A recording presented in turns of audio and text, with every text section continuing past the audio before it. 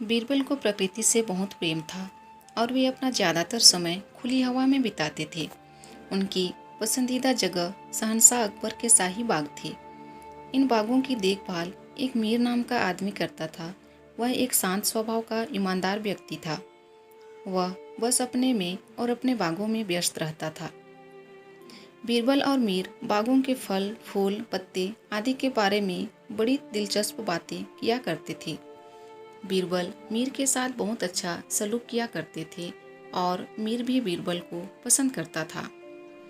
एक दिन बीरबल एक बाग में घूम रहे थे, तभी उन्होंने मीर को रोते हुए देखा। वह मीर के पास गया और कहा, तुम रो क्यों रहे हो? बहुत बार पूछने पर मीर ने बताया कि मैं अपनी सारी जमा पूंजी एक मटकी डालकर उसे इस पेड़ के नीचे छुपाता आया हूँ और ऐसा मैं 20 सालों से कर रहा हूँ, परंतु यहाँ से उस मटके को किसी ने चुरा लिया है। बीरबल ने कहा, तुम अपना धन यहाँ पर क्यों रखते हो, अपने घर पर क्यों नहीं? मीर ने कहा, मैं अपना ज़्यादातर समय यहीं पर बिताता हूँ, इसलिए मैंने सोचा कि यहाँ पर मेरा धन सुरक्षित रहेगा। और यह कहकर वह ज़ोर ज़ोर से रोने लगा। बीरबल ने कहा, तुम चिंता मत करो, तुम्हें तुम्हारा दिन वापस मिल जाएगा, मुझे थोड़ा समय दो। यह कहकर वे वहाँ से चले गए। इस बारे में बीरबल ने बहुत सोचा। वे यह जानना चाह रहे थे कि कौन व्यक्ति पेड़ के नीचे खुदाई कर सकता है। इसके लिए किसी के पास कोई ठोस कारण होना चाहिए और कुछ लोगों के अलावा यहाँ पर किसी को भी आने की इजाज़त नहीं है।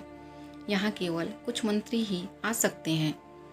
अगले दिन बीरबल ने बादशाह अकबर को सारी बात बताई और उनसे मंत्रियों से कुछ पूछताछ करने के लिए इजाज़त मांगी। बादशाह ने इसकी इजाज़त दे दी।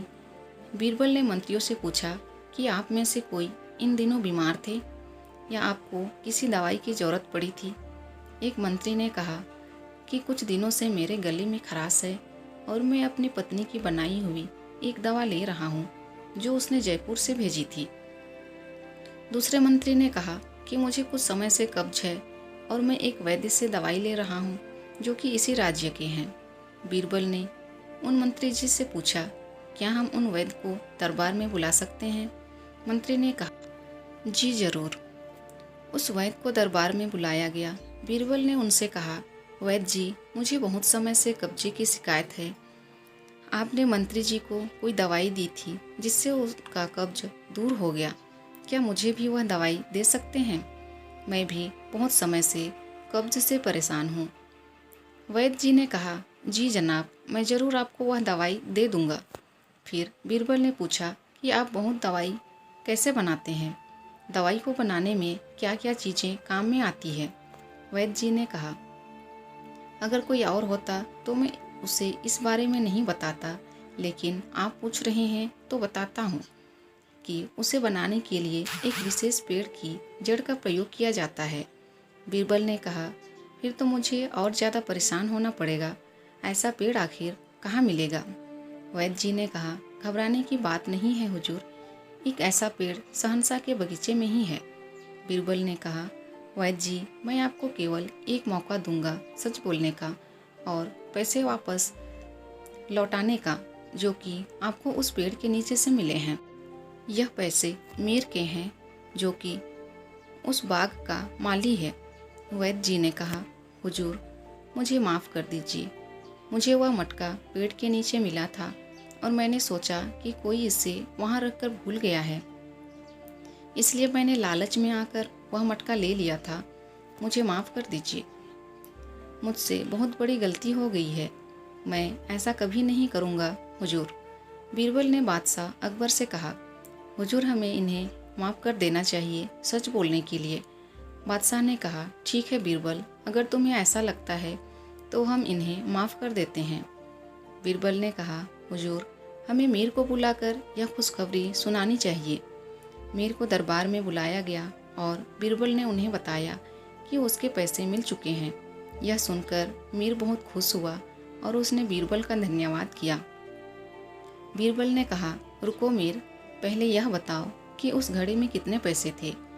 मीर ने बताया कि उसमें 75 सोने की असरफियाँ थीं। बीरबल ने कहा, तुम्हें तुम्हारे पैसे वापस मिल जाएंगे, लेकिन उनमें से 10 कम मिलेंगी।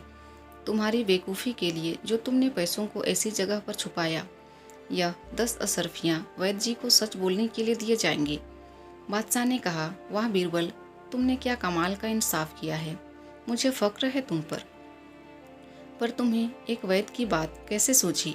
बीरबल ने कहा, हुजूर, एक वैद्य के पास ही कोई ठोस कारण हो सकता है उस पेड़ के नीचे खुदाई करने का, वरना और कोई तो फल तोड़ेगा, जड़ नहीं। बीरबल की यह बात सुनकर बादशाह और भी खुश हुए और बीरबल की तारीफ करने लगे। अगर वीडियो पसंद आए प्लीज़ वीडियो को लाइक कीजिए, और अगर चैनल में न्यू हैं तो प्लीज़ मेरे चैनल को सब्सक्राइब कर दीजिए। Thank you.